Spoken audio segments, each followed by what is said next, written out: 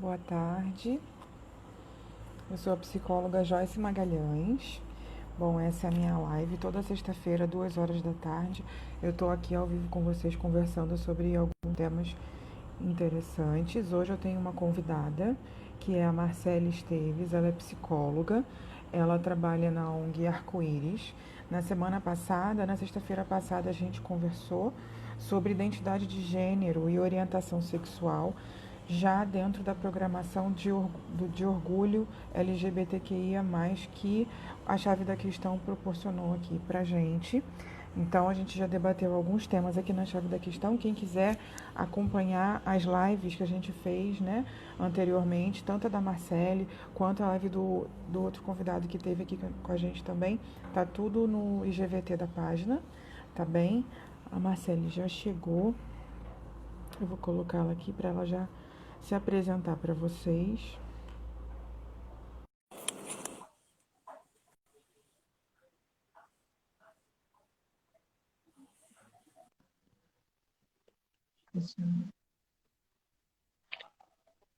Oi, me ouve Oi. melhor agora, né? Sim, sim, te ouço bem. Tudo bem? Tudo? Bom, bom, já introduzi um pouquinho, explicando que a gente já teve uma live na semana passada e que faz parte, né, do conteúdo da Semana de Orgulho LGBTQIA+, daqui da Chave da Questão.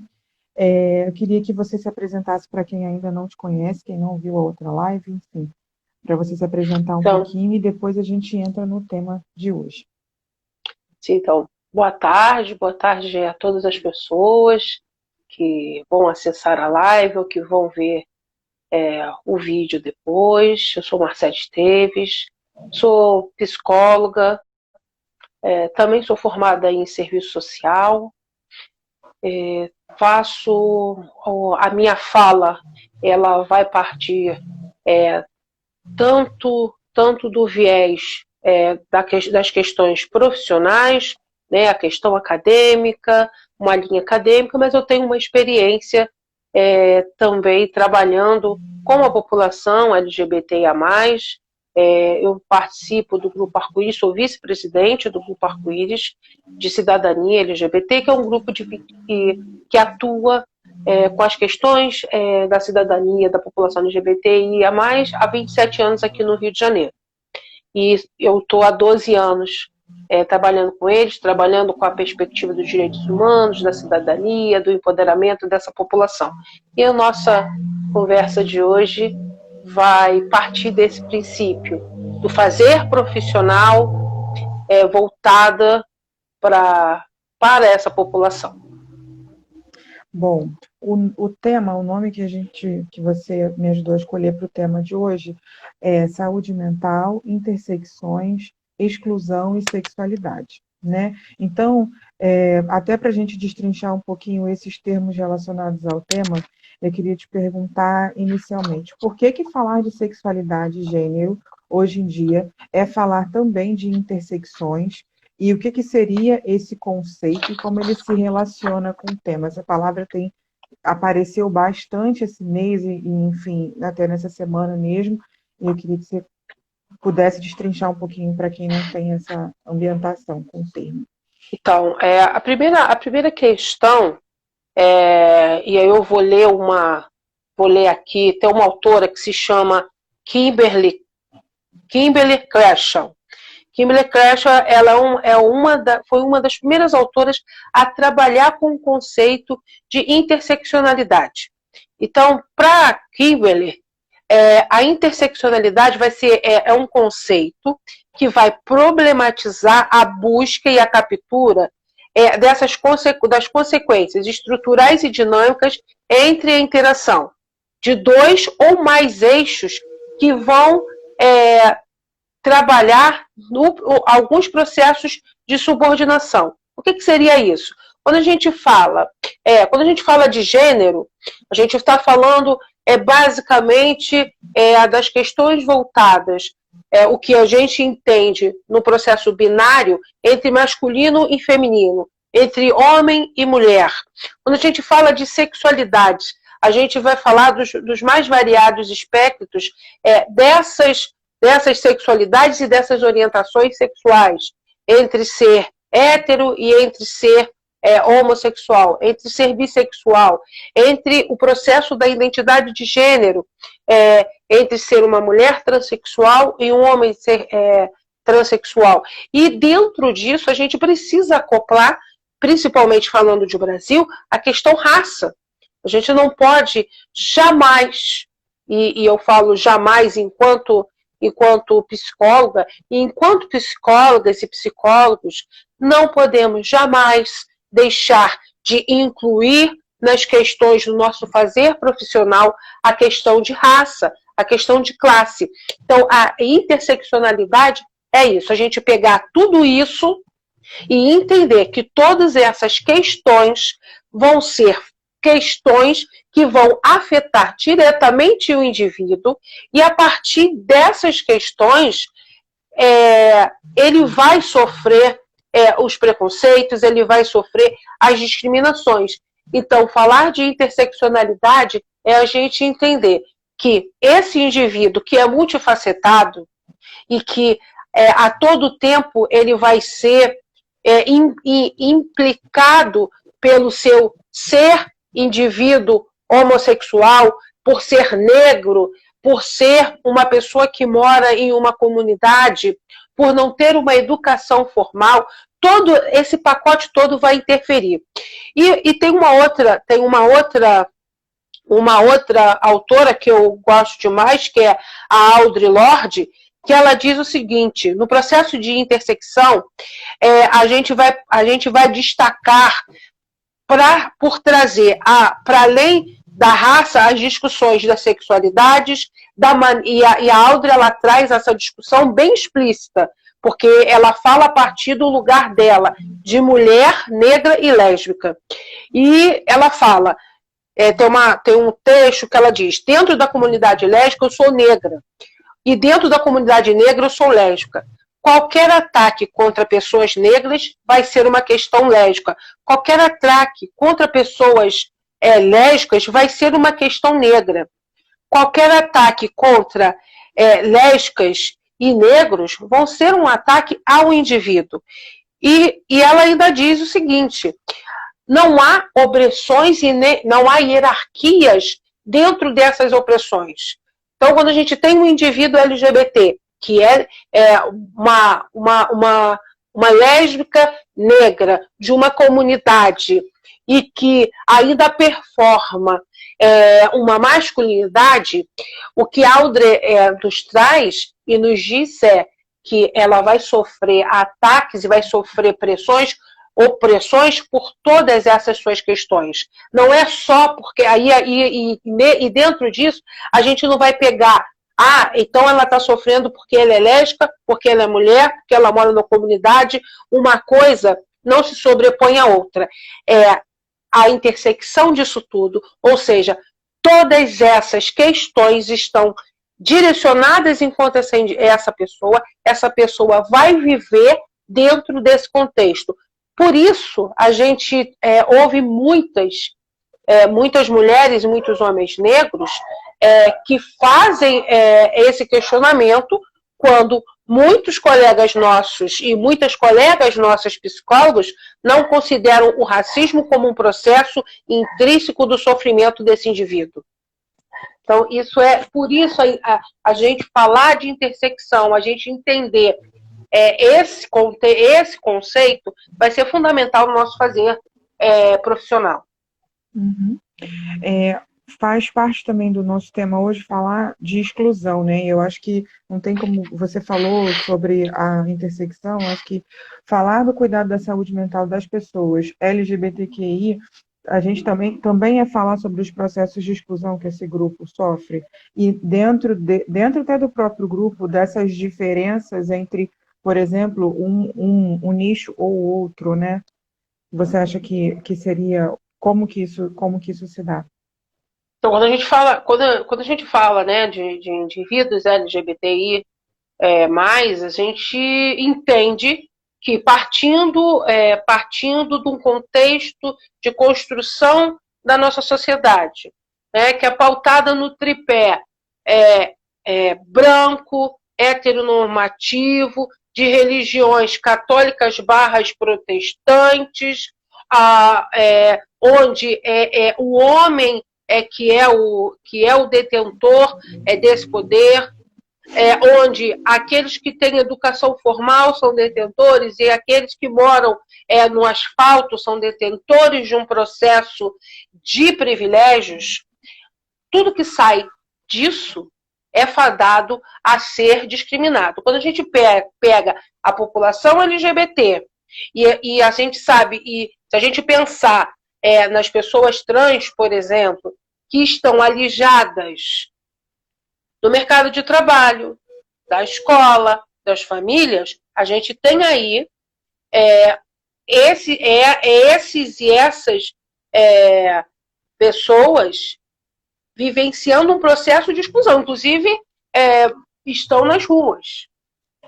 Esse já é um fator preponderante. Quando a gente direciona esse olhar, como eu falei, para uma lésbica que não performa uma feminilidade que a sociedade impõe, ou seja, toda mulher tem que performar uma feminilidade, mesmo aquelas que são heterossexuais e que nem toda mulher gosta de usar vestido ou saia. Mas a sociedade impõe um papel de performance feminina.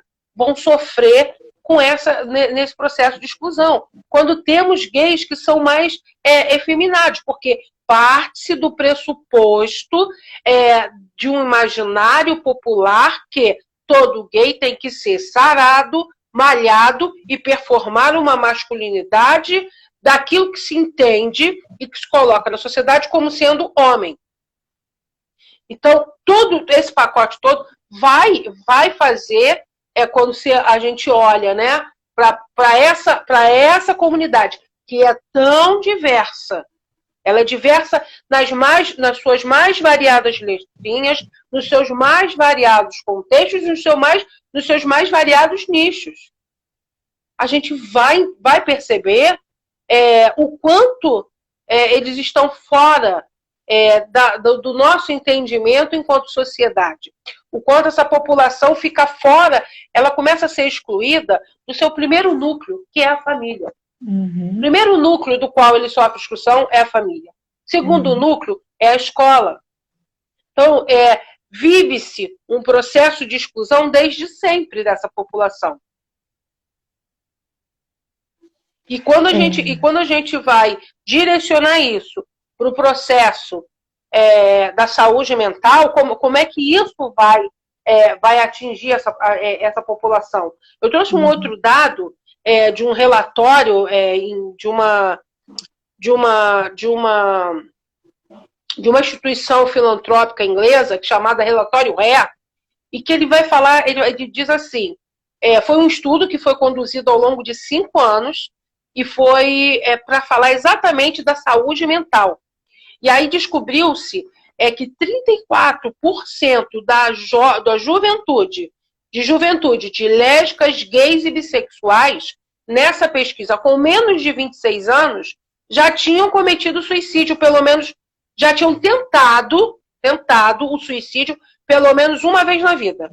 Quando a gente direciona esse foco para os jovens trans, esse percentual sobe para 48%. E aí a gente fez, esse relatório fez uma comparação, fazendo um contraste entre jovens heterossexuais e jovens LGBTs. Entre os jovens heterossexuais que já tinham tentado suicídio pelo menos uma vez, esse percentual é de 18%. E quando a gente pensou numa população de jovem como um todo, né, essa juventude, a massa da juventude, mesmo assim chegava a 26% só.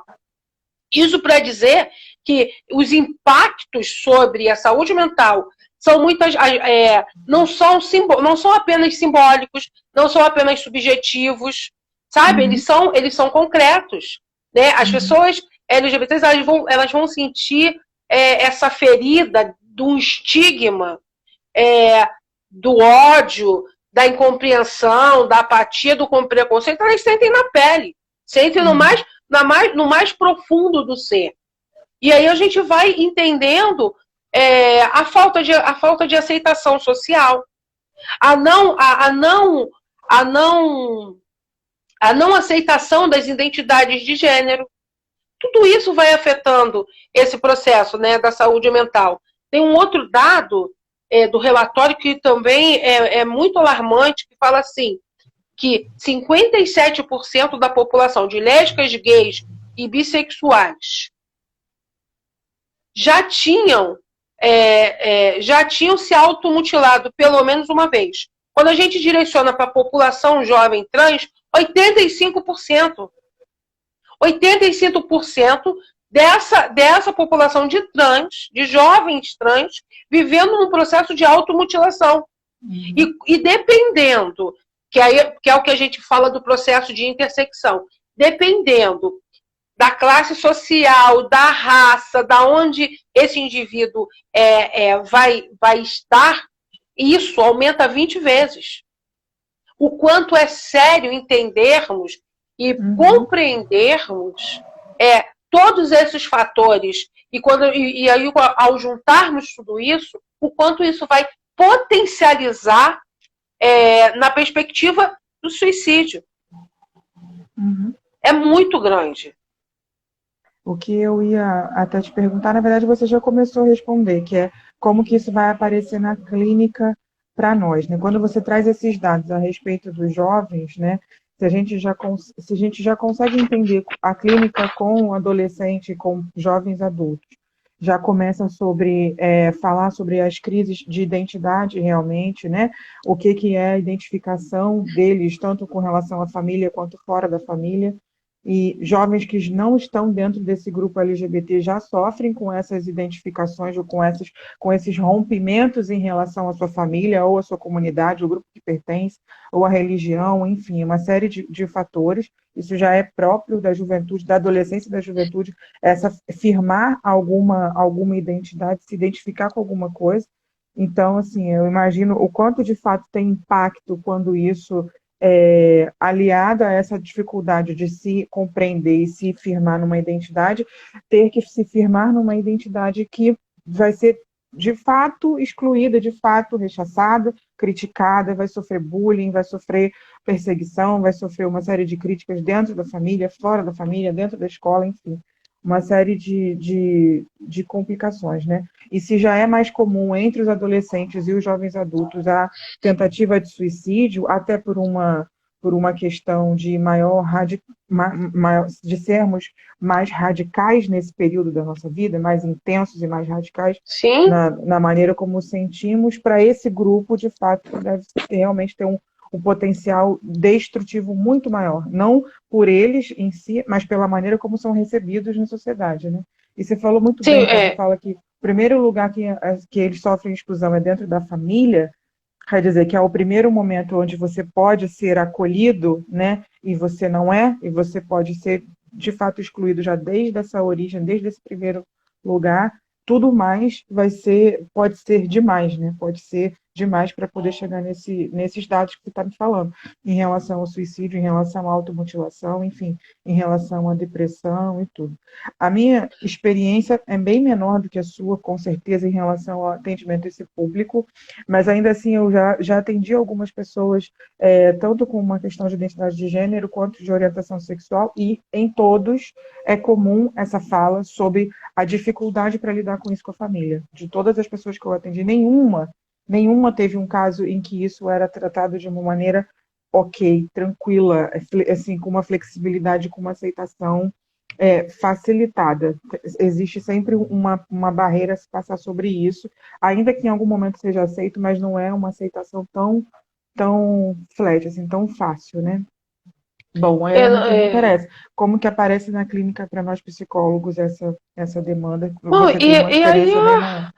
A demanda ela aparece na depressão, ela aparece na ansiedade, ela aparece nos distúrbios alimentares, ela aparece no distúrbio a partir do distúrbio do sono, ela aparece nas tristezas profundas, as insatisfações profundas que esses indivíduos nos trazem, E o que é muito, muito doído para esse público também é realmente quando, quando eles não podem encontrar o apoio familiar. Como você estava falando, é o primeiro núcleo. E no Brasil, a questão LGBTI+, não é tranquila. Não eles sentem medo de falar para a família e essa família expulsar. Nesse período de pandemia, a quantidade de jovens que falaram para as suas famílias que ou apresentavam uma identidade de gênero diferente daquela com a qual a família ouvia ou havia, e que foram expulsos num período de pandemia. Jovens gays que tentaram suicídio. Nós tivemos 2 casos. Tem um caso super recente de um jovem, um homem trans. Nós já tivemos 2 casos de homens trans. Tivemos um homem trans de 20 anos que simplesmente se suicidou. Tivemos um outro que é Santa Catarina, ele iria assumir, advogado, iria assumir a Comissão de Direitos Humanos da OAB, e que também se suicidou. Então, para a gente compreender que a dor psíquica desses indivíduos a dor psíquica é causada muitas vezes pela incompreensão familiar, mas uma coisa que eu também quero pontuar e chamar muita atenção, muitas vezes essa dor psíquica ela é aumentada por muitos dos nossos colegas e muitas das nossas colegas psicólogas. Uhum. Essa era até a outra pergunta, como é que pode ser a nossa atuação, né? E leva também a outro ponto, né? Que quando você falou do Brasil, da gente não receber bem essa comunidade, não adianta, a gente, embora se fale, né, principalmente no mês de junho, se fale muito, as marcas se aproveitam muito do assunto para falar e para vender e tudo isso, mas não é realmente algo que é na sociedade bem aceito, bem recebido. E aí a outra parte que eu ia te falar era justamente sobre a cura gay, né? Para você falar um pouco sobre o que foi isso e o que isso representou em termos inclusive de atuação de psicólogos, né? E como que na verdade devia ser a nossa atuação de fato. Então, eu quero trazer algumas datas. Eu até botei aqui para colar, porque são datas importantes. A gente começa com 1973. 1973, a Associação Americana de Psiquiatria, a APA, ela já havia retirado a homossexualidade do seu manual de diagnóstico e estatística de distúrbios mentais. 1973. Depois a gente pula para 1985, que os Conselhos Federais de Medicina não consideravam mais a homossexualidade como doença, distúrbio ou perversão. Aí a gente pula para 1990, que vale lembrar que a Organização Mundial de Saúde, ela desde 1990 não aceita que a homossexualidade seja considerada doença e foi excluída do Código Internacional de Doenças. Ou seja, desde 1990, a homossexualidade ela é excluída do CID. Aí a gente vai ter 1999, que é um marco para a psicologia, onde o Conselho Federal de Psicologia ele publica a Resolução 001 de 1999, que proíbe práticas de patologização da homossexualidade no âmbito da psicologia. E a gente vai ter esse marco onde os conselhos federais não consideram a homossexualidade como doença, perversão, distúrbio. A gente vai ter Nós estamos agora, 2018, 2017, 2018, a retirada também da transexualidade do rol de distúrbios e doenças. Tudo isso eu trago para quê? Primeiro, porque são documentos. Não é a Marcele que está dizendo. Uhum. São instituições documentadas que estão ali afirmando. Uhum. Não existe doença de homossexualidade. Ou seja, não há cura para aquilo que não é doença. Então, homossexualidade não é para ser tratada. Pessoas lésbicas, gays, bissexuais, travestis, mulheres transexuais, homens trans, não são doentes. Não é para ser tratado. O que muitas vezes a gente pode fazer e que não é tratar, porque a gente não trata nada, a gente pode acolher a dor desse indivíduo de não conseguir se colocar na sociedade por aquilo que ele é. Uhum. Muito por conta do quê? Por conta desse processo de exclusão, discriminação e preconceito que a sociedade joga sobre essa pessoa.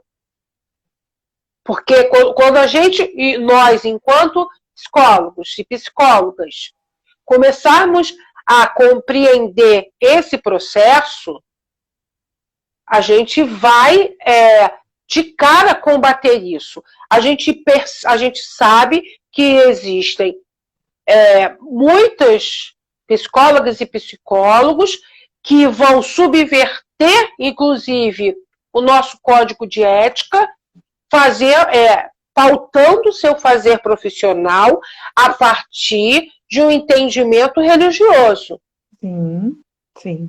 Que, então, na verdade, vão para a psicologia num caminho inverso. Vem primeiro, né, das igrejas para se formar como psicólogos e manter o discurso sim, da igreja dentro desse ambiente, né, do consultório. Exatamente. E aí eu também quero trazer dois pontinhos dos princípios fundamentais do nosso código de ética, que diz assim: o psicólogo baseará o seu trabalho no respeito e na promoção da liberdade de dignidade, da igualdade, da integralidade do ser humano, apoiado nos valores embasados pela Declaração Universal dos Direitos Humanos. O 2 diz que o psicólogo trabalhará visando promover saúde e qualidade de vida às pessoas e às coletividades, e vai contribuir para a eliminação de quaisquer formas de negligência, discriminação, exploração, violência, crueldade e opressão.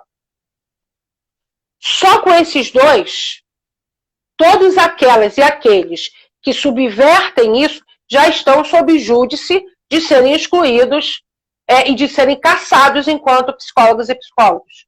E isso é muito sério. Porque esses fazeres profissionais enviesados muitas vezes contribuem para essas pessoas que se suicidam. Contribui para esse processo de exclusão. Ou seja, a pessoa vem a mim querendo um acolhimento, querendo um entendimento, querendo enxergar essa dor que a fere dentro de outras dores que ela também vai apresentar junto, porque não é só, de novo, voltando à questão da interseccionalidade, vai ser tudo junto e misturado. E aí eu digo, olha só, você está todo errado, vai para o inferno, você vai queimar. O que é isso? Que fazer profissional é esse? Então, a gente precisa estar muito atenta para isso. Uhum. Eu já recebi muito, gente, só nesse período de pandemia, a quantidade de jovens trans que apareceu pedindo escuta e apoio emocional, para mim, foi assustador. Assustador. Das pessoas dizerem, eu posso mandar uma mensagem, você pode fazer minha escuta por mensagem de texto, porque eu não posso falar. Não Se eu posso falar falar qualquer alto. coisa aqui, meu pai pode me arrancar, me bater. Sim. É isso que essa população vive desde sempre. Esse é o sofrimento emocional e mental que desde sempre essas pessoas sofrem. E infelizmente, muitos acham que a única saída disso tudo é tirar a própria vida. Então, quando a gente fala desse processo de acolhimento, quando a gente fala do nosso fazer profissional direcionado a uma ampliação de entendimento das sexualidades, da diversidade, não somos únicos. Não existe um único caminho, não existe uma única forma de estar nesse mundo. E isso é importante. Isso vai impactar, né, quando o profissional ele se dedica, inclusive, a entender que existe muito mais além dele. A entender essas particularidades.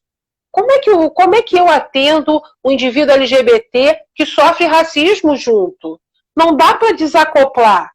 Como é que eu vou atender? Como é que eu posso acolher a dor desse indivíduo que mora numa comunidade, toda vez que ele desce e volta para casa, ele pode ser parado por um policial, por achar, como ele mora numa favela, numa comunidade, de cara ele já é taxado, ou ela já é taxada como bandido, ou como marginal.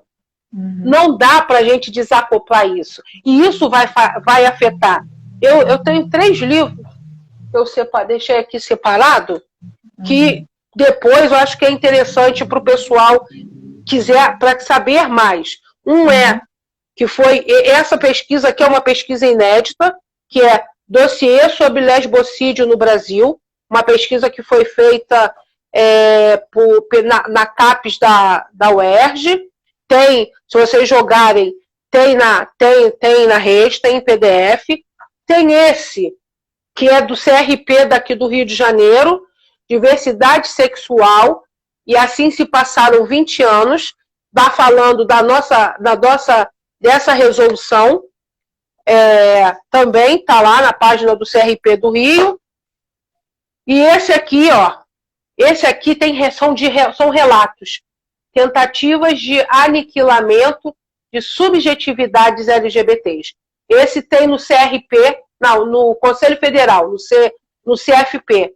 São relatos de tentativas de cura gay, de tentativas de levar a pessoa e enclausurar nas chamadas comunidades terapêuticas. Então, vocês e quem está assistindo agora e quem vai assistir depois, dá uma passadinha, dá uma olhadinha. É importante ter esse processo também de embasamento teórico. Vai fazer diferença no seu fazer profissional. E tem uma coisa que eu sempre digo, né? Eu sempre digo para os estudantes que eu faço supervisão. Tem coisas que você não vai dar conta. E tudo bem você não dar conta, você não tem que dar conta de tudo. Eu não sei como lidar com uma pessoa trans. Eu não sei. Assuma isso. Agora, não queira você mudar essa pessoa. Essa pessoa não vai mudar. Essa pessoa, ela é o que é. Essa pessoa vai seguir a sua vida da maneira que ela é. Não mude, não queira mudá-la.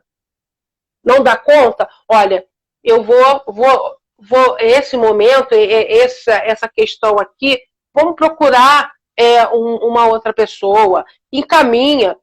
Ok, gente.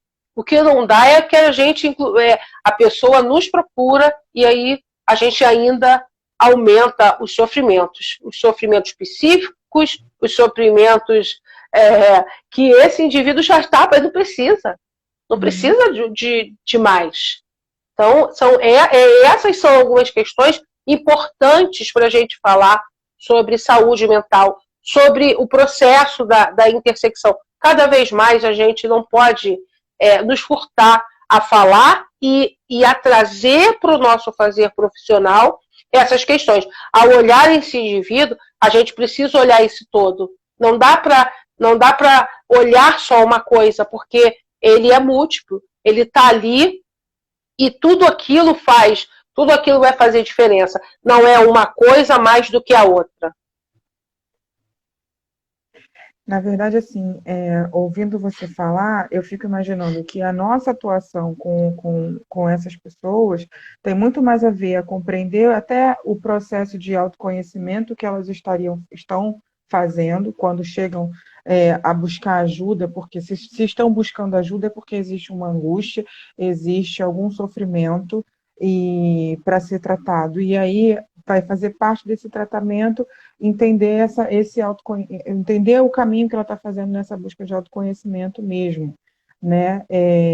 Uma parte que pode, inclusive, fazer parte tanto do fazer do psicólogo quanto desse percurso da pessoa que está em terapia é justamente compreender dentro desse processo de autoconhecimento o que eu realmente desejo, o que eu realmente estou buscando e o que não, né? Então, assim, até a gente falou na semana passada sobre identidade de gênero e orientação sexual, tá uma live muito boa. Para quem vai assistir depois essa, assistir a outra também, porque está bem completa, assim, com relação a esses conceitos. Principalmente, assim, na adolescência, é muito comum que esse processo de autoconhecimento esteja em pleno vapor para acontecer, e de identidade mesmo, e de que eles também não entendam e não saibam que caminhos eles estão percorrendo, né? Essa questão que você falou Sim, sobre a pessoa é o que ela é, muitas vezes durante esse primeiro momento da adolescência e do início da vida adulta, esse ser ainda está em formação e, de fato, a atuação do psicólogo pode sim, ser trágica dependendo do caminho que a gente vai orientar, né? Para sim, ele e a gente se entender num desvio ou não, se entender, né, dentro de uma desordem, de uma anormalidade ou não, né? inclusive para a gente entender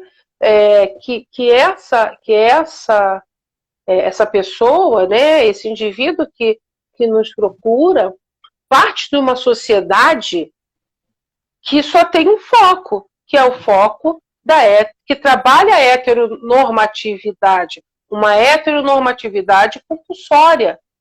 Ou seja, você nasceu para ser mulher, você nasceu para ser homem, você vai brincar de boneca, você vai jogar bola, você vai vestir rosa, você vai vestir azul, e vai trabalhando esses conceitos desde sempre. Não existe não é dado outras possibilidades, não é mostrado um leque de questões. Ou seja, de cara, o indivíduo já se vê, peraí, eu estou fora, tem alguma coisa que está errado comigo. E jamais vai imaginar que existe um processo não errado no mundo, mas um processo de não entender as naturalidades das possibilidades do indivíduo. Então, de cara, já não vai encontrar o seu espaço.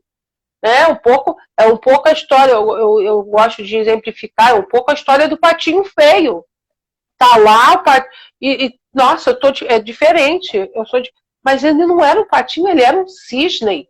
E quando se descobre cisne, ele descobre sua essência. Da mesma forma, a população LGBT, que parte do pressuposto que de cara estão fora do seu contexto, não se compreendem e não tem um núcleo que vai ajudar nessa compreensão, que vai ajudar nesse caminho de descoberta. Então, essas são detalhes, como você falou, e dependendo do profissional ou da profissional que essa pessoa chegue, pode ser catastrófico, pode ser pior. Melhor seria até que não tivesse fazendo terapia ou fazendo análise, o que seja. Que por outros caminhos talvez conseguiria se entender. Então, é muito sério o papel do psicólogo, do psicanalista, do analista, de todo mundo que faz esse papel de estar lidando diretamente com o outro, ouvindo as questões dessa pessoa e muitas vezes querendo desviar esse caminho, né? Ou querendo colocar um atalho para esse caminho. É um pouco isso, né? É um pouco essa questão. Acho que uma orientação que talvez seja interessante até para a gente deixar é justamente no caso da busca, na procura sobre qual profissional acessar, qual profissional você vai buscar para pedir ajuda, ter essa separação bem clara entre o que é a sua atuação como profissional e, principalmente aqui no Brasil, qual que é a sua religião, a que comunidade você pertence e de que maneira isso impacta na sua ação profissional. Porque eu acho que para esse grupo especificamente, aí, voltando à ideia da história da cura gay, isso se mistura muito quando se entra dentro dessa seara do psicólogo que não se apresenta como psicólogo apenas, mas como psicólogo cristão, como psicólogo católico, como psicólogo evangélico, principalmente, enfim, que pode ter a sua ação contaminada por as suas crenças como pessoa e não ter essa separação bem clara.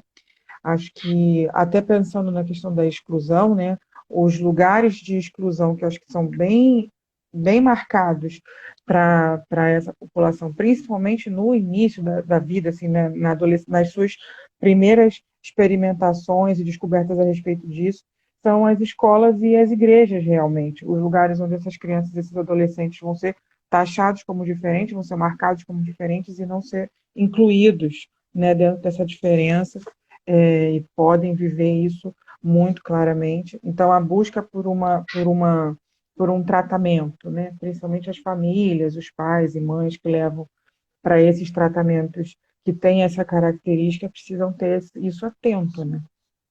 Sim, muito. Tem que estar atento, tem que estar, tem que perceber. A grande questão do profissional que leva a sua religião junto é fazer e querer colocar esse indivíduo dentro das perspectivas do seu entendimento enquanto ser que está nesse mundo. Esse é o maior perigo que a gente tem. Ter profissionais que, dentro do seu fazer profissional, levam as suas religiosidades. Nada contra as religiosidades. Isso é uma coisa que eu sempre digo nas minhas palestras. Não tenho nada contra as religiosidades, mas todas elas têm o seu espaço devido de serem professadas. E que não hoje a grande maioria fazendo atendimento online, que não é no atendimento online, que não é no consultório, que não vai ser no seu fazer profissional, vai ser no seu fazer de acolhimento enquanto religioso ou religiosa de determinada denominação religiosa. E aí é outra história, porque aí a pessoa está indo lá naquele espaço pedindo aquilo. Se a pessoa está indo na igreja pedindo para ser curada, aí é outra questão. Nós, enquanto psicólogos, não temos nada a ver com isso.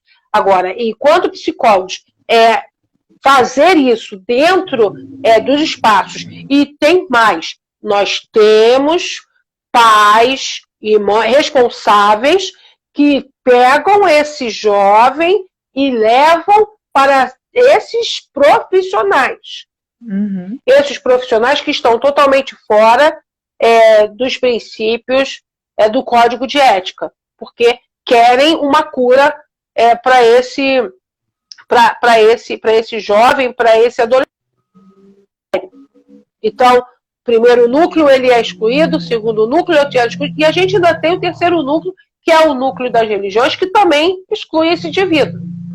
Tirando as religiões de matriz africana, que em suma tendem a acolher, né, até o candomblé acaba acolhendo até muito mais do que outras vertentes da matriz africana, mas acolhe.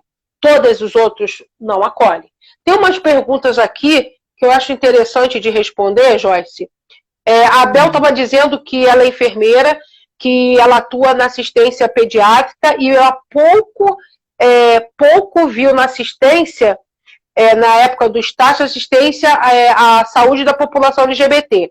E aí ela completa, Há uma dificuldade por parte das pessoas LGBTs em procurar a rede de saúde, principalmente a pública? Bel, há sim. Por que que há?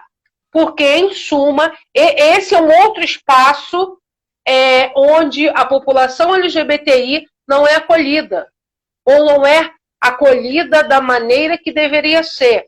Com relação, por exemplo, rapidamente, com relação à população trans, muitas pessoas trans não são respeitadas no seu nome social, hoje já podendo trocar o seu prenome, né, nos seus documentos. A maioria ou grande parte das unidades de saúde que deveriam, sim, utilizar e respeitar o nome social, não respeita. Então, você imagina, olha para mim, me vê Marcele. E aí, digamos que eu seja uma pessoa trans, com um documento não retificado. Eu vou lá, olha, meu nome é Marcele, tá? Aí, de cara, a atendente olha, ué, Marcelo? Ô, minha senhora, seu documento tá errado. Já começa daí o constrangimento. Eu digo, não, meu nome social é Marcele. Ah, tá. Quando eu vou para ser atendida, aparece lá, né, que tem, nem sei se tem ainda, né? Tinha uns monitores que aparecia o nome da pessoa para ir para o médico. Aí, ao invés de aparecer Marcele Esteves, vai aparecer lá bem grande, Marcelo Esteves. Vocês acham que eu vou levantar para ir para o médico? Não. Vai deixar passar, vai vir outra, vai deixar passar, a pessoa vai embora. Isso acontece muito, ainda hoje, e que é lei o respeito ao nome social. Outra questão com relação às lésbicas, por exemplo, que quando vão ao ginecologista, e aquelas que não performam feminilidade, são discriminadas.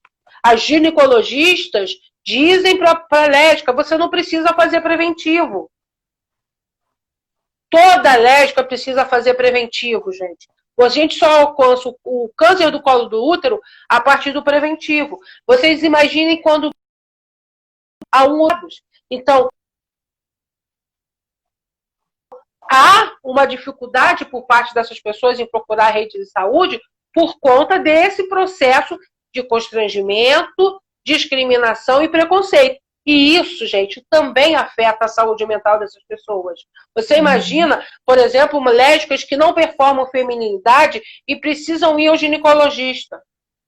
Sentam lá e, de cara, as pessoas já começam a olhar para ela. Ou vice-versa. Uma mulher trans que precisa ir ao urologista.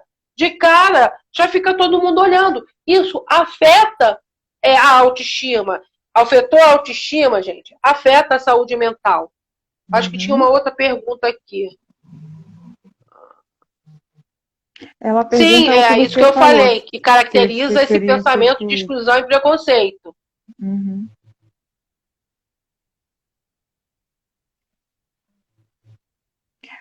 A gente vive numa sociedade preconceituosa e que tem dificuldades para conseguir emprego. Sim, também. Como eu falei até um pouco na outra live, dessa dificuldade de serem aceitas e aceitos, né? O mês de junho pipoca um monte de coisa. Muitas empresas se dizem gay friendly, né? Adoram falar que são. Mas, na hora de contratar uma pessoa trans, na hora de contratar uma lésbica que não performa a feminilidade, na hora de contratar um gay negro da favela, isso não acontece. Uhum. Como é que as pessoas vão viver sem trabalho?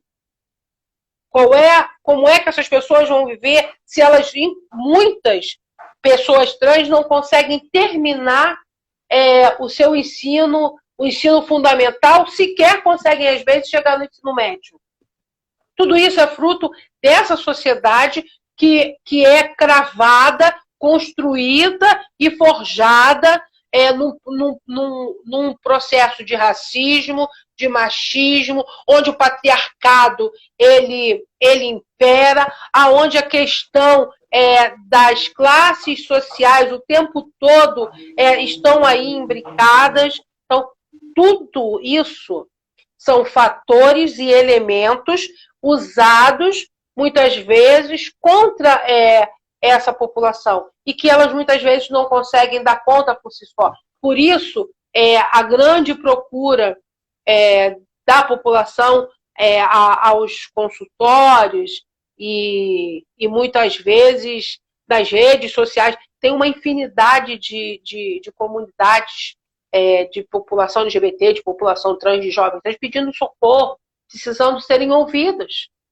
Porque é isso, é exatamente isso. Você imagina uma pessoa que ela sofre preconceito em casa, sofre na escola, sofre quando vai na padaria, sofre ao ir, tá doente, aí sofre no hospital.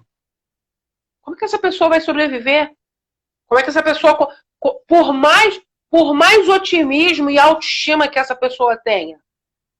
Então, esses são fatores que são importantes, que fazem a diferença. E é o que eu tinha dito, acho que na outra live, né? Qual é o papel? Todo mundo hoje em dia fala, né? Não basta você não ser racista, você tem que ser antirracista. Não basta você dizer que eu tenho amigos gays. Eu até tenho um amigo gay. Tá? Todo mundo adora falar isso. Tem um amigo gay. Quantos trans vocês têm? Quantos trans amigos vocês têm? Quantas pessoas trans você já entrou na sua casa? Você contrataria isso vai até além. Uma doméstica trans? Isso chega muito no que você tinha falado antes, até dos espaços em que essas pessoas não ocupam.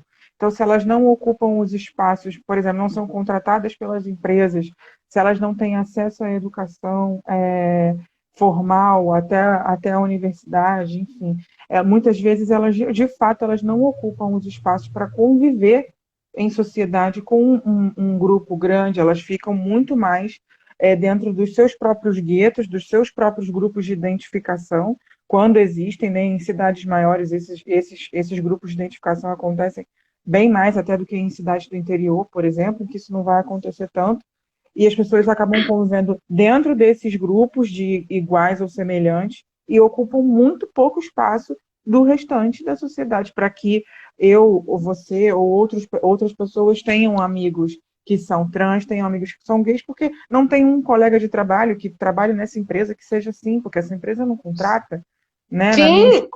Na minha escola as pessoas não. Na escola em que eu estudei, as pessoas não se mantêm por muito tempo na escola, porque sofrem bullying, saem da escola, enfim. Então, tudo isso acaba contribuindo, né? Outra questão que a gente fala muito, né? Os pais existe uma ignorância, alguém estava botando, acho muito mais ignorância do que maldade dos pais. Sim, há uma ignorância desses pais, porque realmente muitos não sabem como lidar. A gente vem de uma construção de sociedade pautada em tudo que eu já, né, em todas essas questões arcaicas que eu falei, e que isso até hoje nos impacta, e vai impactar diretamente a cada um de nós mulheres, que só votamos há quantos anos? 40 anos? Né? Nós, pessoas negras, que até pouquíssimo tempo não éramos consideradas pessoas que tínhamos alma.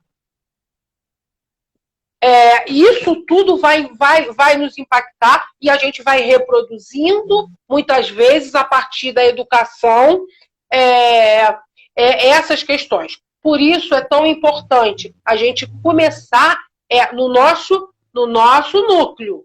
No nosso núcleo de quê? De amigos. É aquela piadinha que você não deve rir. Deve aquela piadinha que você não vai reproduzir. Você também, parte de cada um, olhar as questões super profundas, olhar, por exemplo, para uma travesti na rua e não rir. Ai, olha lá, ou aquela frase, nossa, mas você quer ser mulher por quê? Ou você olhar, por exemplo, ver uma lésbica, um casal de lésbicas, né? Os homens adoram isso, ia lá, vamos lá, e dá em cima. todas essas questões são questões super pertinentes ao que a gente está falando com relação ao processo de saúde mental desses indivíduos. É a gente olhar para uma lésbica negra e dizer, nossa, além de negra ainda é lésbica?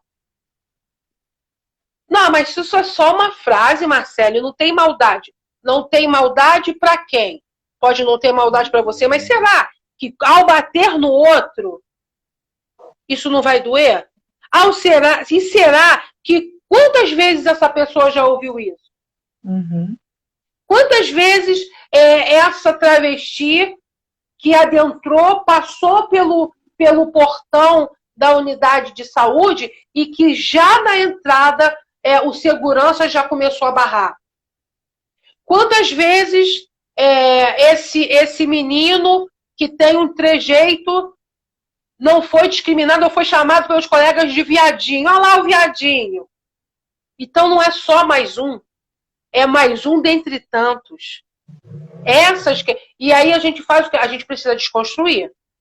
Precisamos fazer o trabalho primeiro em nós, porque nós podemos ser super descolados, hein, gente? A gente diz, eu sou super descolada, é super legal isso, mas nós somos frutos dessa sociedade.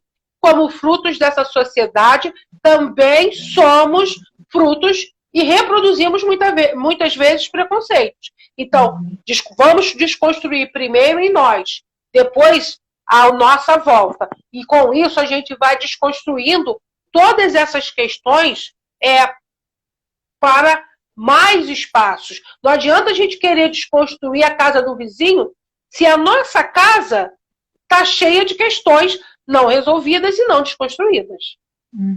Uma das nossas espectadoras até falou sobre a terapia para os pais, né? Quando você estava comentando o fato dos pais poderem levar filhos para fazer terapia por conta da questão da cura gay que a gente tinha falado antes, por ignorância, existe um aspecto da ignorância, existe um aspecto do conservadorismo, que era um pouco o que você estava falando antes, todos os aspectos estão relacionados à estrutura social. Então tem a ignorância, mas também tem ser conservador é manter o status quo, né? Manter aquilo como deve ser, como sempre foi, como deve ser. Então também tem esse ponto. E aí essa sugestão, né, essa fala que veio sobre os pais fazerem terapia, eu acho que esse é um caminho de atuação do psicólogo, por exemplo, para as famílias que chegam com um adolescente que precisa ser curado, é justamente trazer essa família para ser tratada e não necessariamente esse adolescente, para essa família ser ouvida e entendida no porquê que esse adolescente gera um incômodo tão grande em ser diferente do restante, né? Acho que essa é uma das maneiras de atuação, com certeza. A gente só tem 1 minutinho agora, então acho que a gente precisa encerrar, né? Então, gente, agradeço mais uma vez o convite para todas as pessoas que passaram aí, passaram muitas pessoas, a todas vocês que comentaram, agradeço a participação, a gente tem muita coisa, a gente só está aqui na basezinha desse iceberg, mas com tantas pessoas passaram aqui, a gente sabe que isso vai ser propagado, isso vai ser conversado. Então, continuemos nos nossos processos de desconstruções em nós, para podermos também conseguir ajudar essas pessoas, muitas vezes, a sobreviver, gente. A população LGBT, muitas vezes, ela quer apenas sobreviver, né? Eu termino dizendo, como um todo, né? A gente não quer só comida, a gente quer bebida, diversão, amar, viver, e a gente quer arte. É isso. Gratidão a todas vocês e a todos vocês que estiveram aqui. Muito obrigada, Marcele. Quem assistiu ou vai assistir ainda, assiste essa live e assiste a live anterior que a gente falou de identidade de gênero e orientação sexual, que também está muito boa, e compartilhe nas redes sociais. Obrigada. E qualquer coisa, procura no Face, procura no direct, a gente bate mais papo, viu, gente? Mais uma vez, beijo. Tchau, tchau.